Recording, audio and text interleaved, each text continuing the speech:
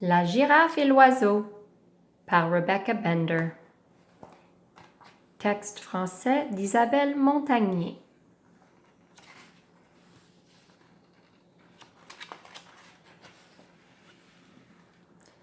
Bien s'entendre avec les autres est parfois difficile. Si l'oiseau pouvait te parler, il te dirait qu'il ne peut pas supporter la girafe. Et si la girafe pouvait te parler, elle te dirait qu'elle ne peut pas supporter l'oiseau.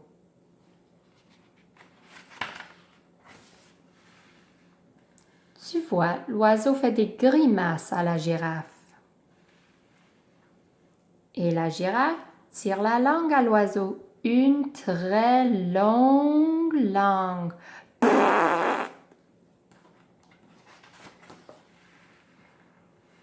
En retour, l'oiseau gazouille dans l'oreille de la girafe.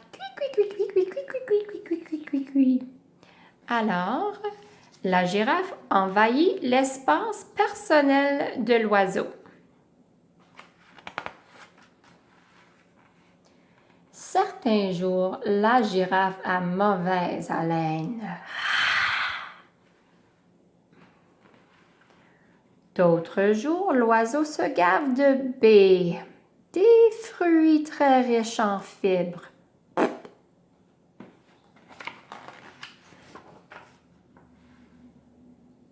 Souvent, la girafe mange sa nourriture avec bruit, la bouche grande ouverte.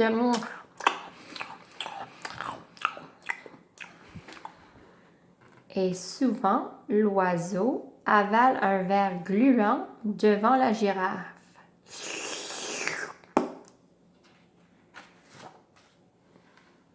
Parfois, l'oiseau lisse ses plumes juste au-dessus de la tête de la girafe et elle éternue.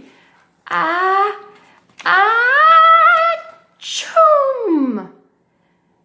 À chaque éternuement de la girafe, l'oiseau est éjecté du fil téléphonique.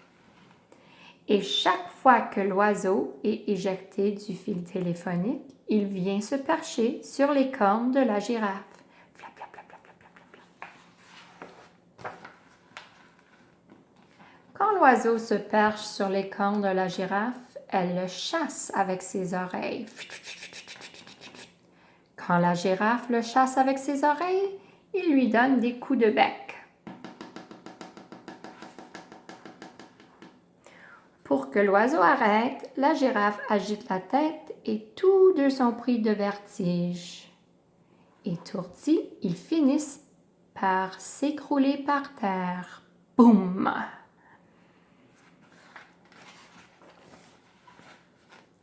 Un jour, la girafe perd patience et crie à l'oiseau. « Va-t'en, l'oiseau! » L'oiseau se fâche et répond à la girafe. « Dégage, girafe! » Et c'est ce qui arrive.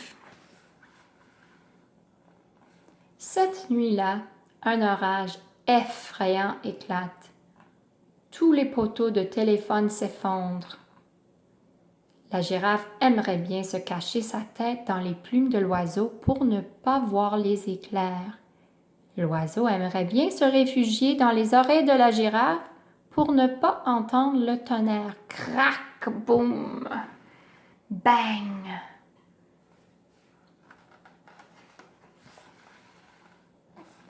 Le lendemain matin, l'oiseau est triste. Il ne sait plus où se percher et il n'a plus personne à taquiner et à picoter. La girafe se sent seule. Il n'y a personne pour l'agacer et la déranger. Elle a donc le temps de réfléchir. Et le plus drôle, c'est qu'elle n'arrête pas de penser à l'oiseau. Que pourrait-elle faire pour qu'il revienne?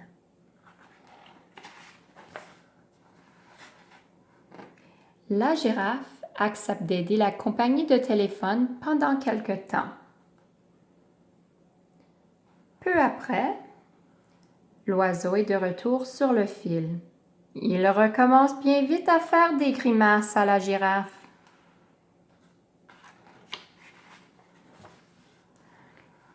flap, flap, flap, flap, miam, miam.